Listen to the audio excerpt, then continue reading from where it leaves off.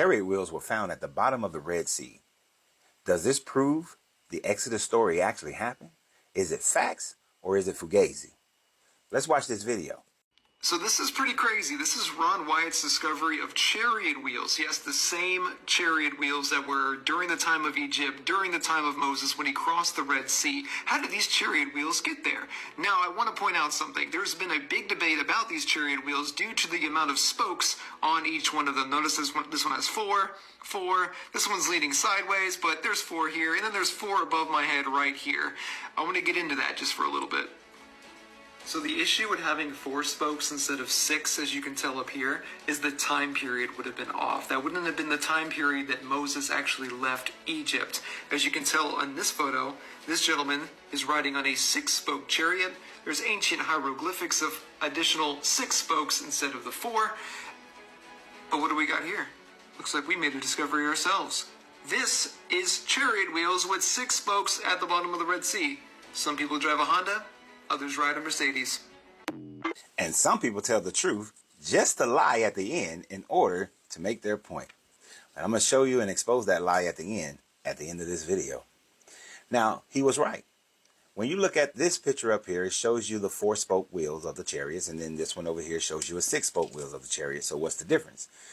The 4-spoke wheels of the chariots were introduced by the Hyksos into the Egyptian culture in the 17th, 16th, and 15th century BCE, and then the 6-spoke wasn't introduced until Ramesses II.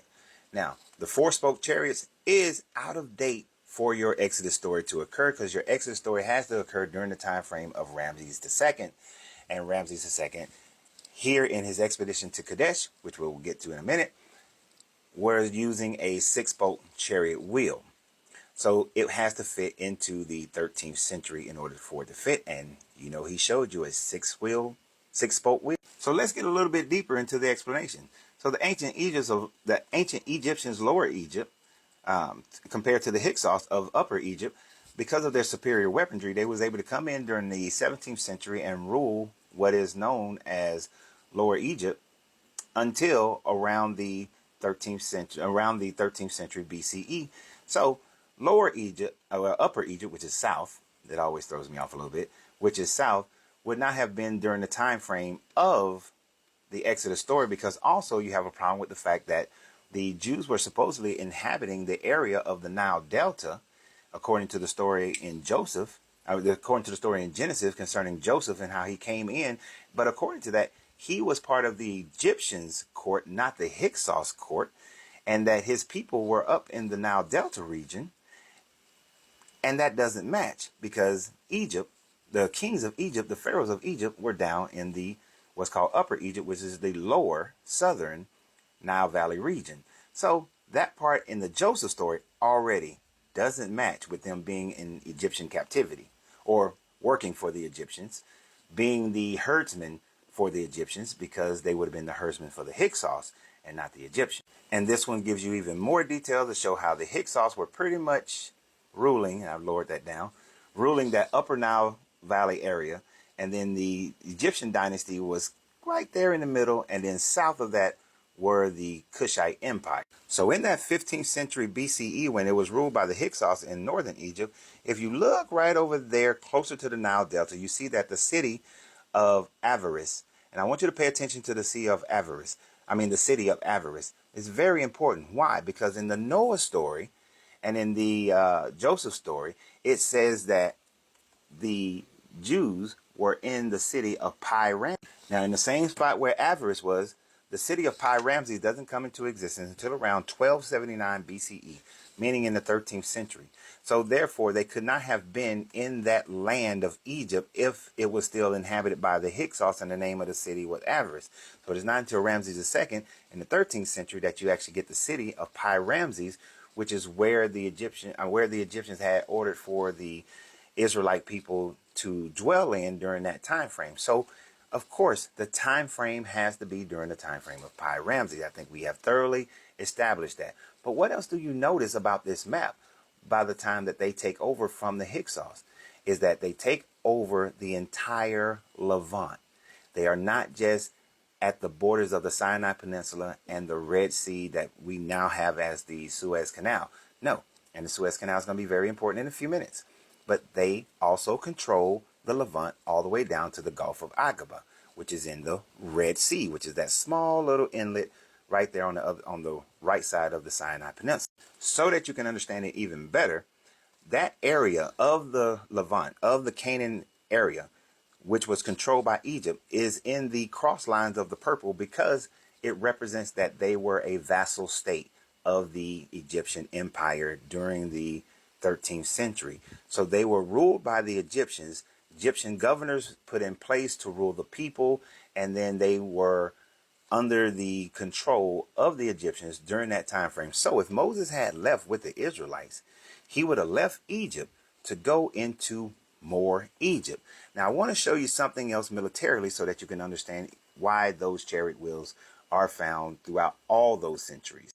Now what we can see in this map is that as the Hyksos came in and invaded Egypt, you see they took the entire Sinai Peninsula as well as parts of Saudi Arabia. So they would have controlled the Gulf of Aqaba, and in controlling the Gulf of Aqaba, and you want to level multiple attack fronts to Egypt, one of the easiest ways also to sail ships down through the Red Sea. Now what happens when ships sail? Sometimes they crash, and when ships crash and there are chariots on them, then you can have chariot wheels in the Gulf of Aqaba, which is where they are claiming these findings, and yet you'll have your four-spoke wheel because the Hyksos used the four-spoke wheels, and the four-spoke wheels were used during the 17th, 16th, 15th century BCE. Now, when you look at the relief that I showed you of Ramesses, that is a relief of Ramesses going to conquer Kadesh. Now, when you look at this image up here, if you look closely, pause the video if you need to, you will see that with the Egyptians controlling all these lands and Thebes being one of the major cities, if you are bringing troops in from the southern portions of Egypt, you will not have them travel all the way up the land through the Nile Valley, then go across the desert of the Sinai, meaning that you have to carry more supplies in order to accomplish your task of going all the way up to Kadesh.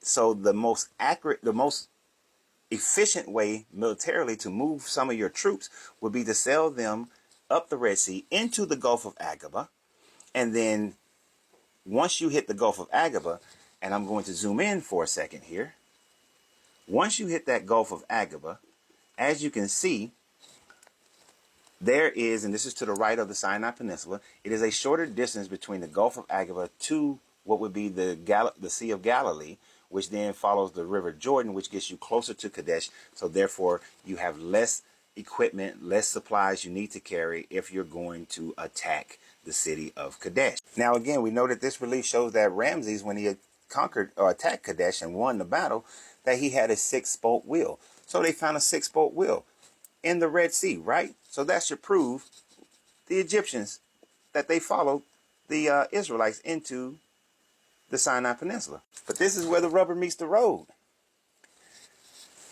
The rubber meets the road because this picture that he shows is actually an 1887 shipwreck of the USS Ulysses, which was a British ship that was sailing through what is known as the Suez Canal. And right where the Suez Canal and the Red Sea meet on the left side, not the right side in the Gulf of Aqaba, but still in the Red Sea, the ship sank. And when the ship sank, this is the stern of the ship, and it's surrounded by other parts of the sterns of the ship.